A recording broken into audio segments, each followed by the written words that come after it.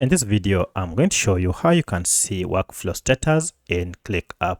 So if you want to see the progress of your projects and workflow, then you can simply do this in ClickUp. If you find this video helpful, I'll kindly request that you support me by liking the video and also by subscribing to this channel.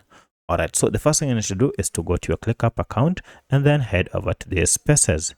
So for my case, I want to check the status or workflow for Teams space. To do that, just click on the space and you can see the space name is here.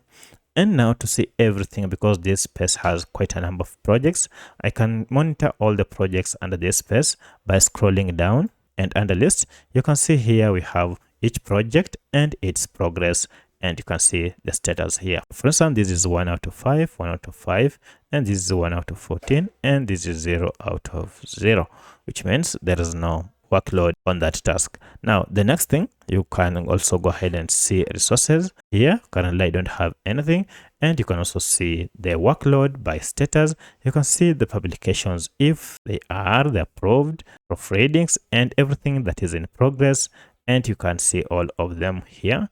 Each and every item that you have on your ClickUp workspace will be allocated a percentage on this workload status. So that's how you can monitor your workflow and ClickUp.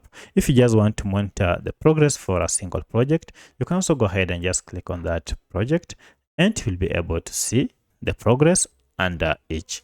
So that's how you can check the status or workflow and workload in ClickUp. If you have any other question, kindly let me know in the comment section. Otherwise, thanks for watching and let's meet in the next video.